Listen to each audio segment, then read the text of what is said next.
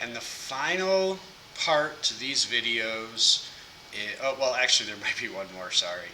But the final part to your toolpath operations will be contouring or cutting out. And I purposely, well, I'm going to say that I purposely, but left this inside sharp corner just to show you the result of our toolpath leaving the inside radius. So I'm going to say that I did this on purpose, but whatever. Okay, so we're cutting this out. Imagine, again, if I go to my setup, that I've got a solid piece of aluminum sitting in the mill. So what I'm going to do is I'm going to go up to my 2D menu, and I'm going to select 2D contour.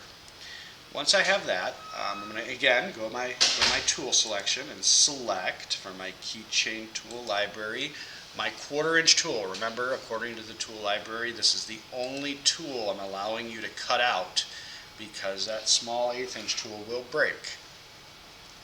Select it. Feeds and speeds come with it. Go to geometry, pick the perimeter because we're going to be cutting it around the perimeter. You see this little arrow? This tells Fusion which side of the fence or which side of the perimeter the tool should go. Every once in a while, I'm going to click this arrow. Don't do this, but if I click this arrow, notice how the arrow now is on this side of the line. I definitely don't want the tool to cut on this side of the fence because then my part would be smaller and it wouldn't be the correct size. I want the tool to cut on that side of the fence. So be aware of that, and if you ever want to contour something or cut something out and that arrow is on the wrong side, just click it and then it will go on the correct side.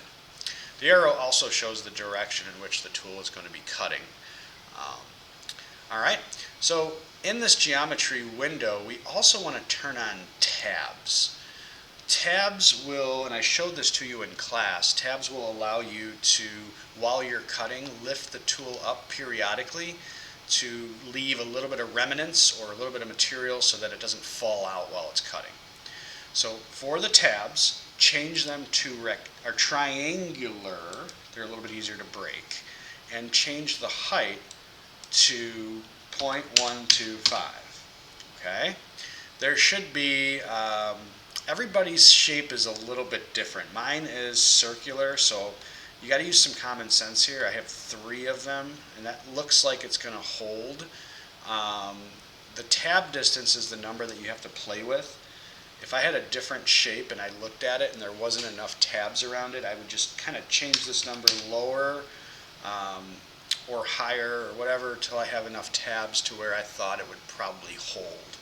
You just want to have tabs that go around the perimeter but not too many because you're going to have to file those tabs off when you're done. So anyway, again, you just have to play with the tab distance.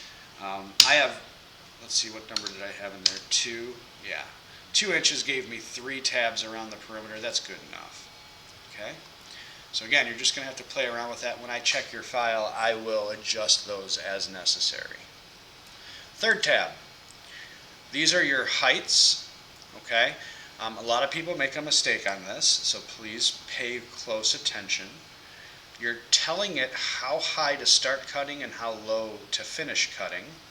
So there's 2 things that you have to focus on. Top height and bottom height. Make sure your top height says stock top, and make sure your bottom height says stock bottom, so that it starts cutting at the top of the stock and it ends cutting at the bottom of the stock. Additionally, go to the offset and tell it to go an additional 0.05 in the negative 0.05 direction. Make sure there's a negative. So if I kind of show you from a side view, my light blue line here is my top height where it's going to start cutting, and my dark blue is where it's going to finish cutting. So it goes a little bit deeper to make sure that it cuts it out. Okay? You'll see if I were to change this number to like negative 0.1, that blue line drops even further. But I don't want to do that. Negative 0.5 is good enough. Okay? So again, the only thing I changed in the heights is the top height to stock top, the bottom height to stock bottom, and then added an additional negative 0.05. For my passes, again, another very important thing to do.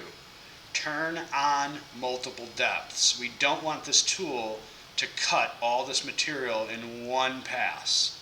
Okay, that would be very, very bad for the tool to dive 1/4 of an inch deep and just try to start cutting all of it in one cut. So I'm going to turn on multiple depths, and I'm going to see where this says maximum roughing, the first option.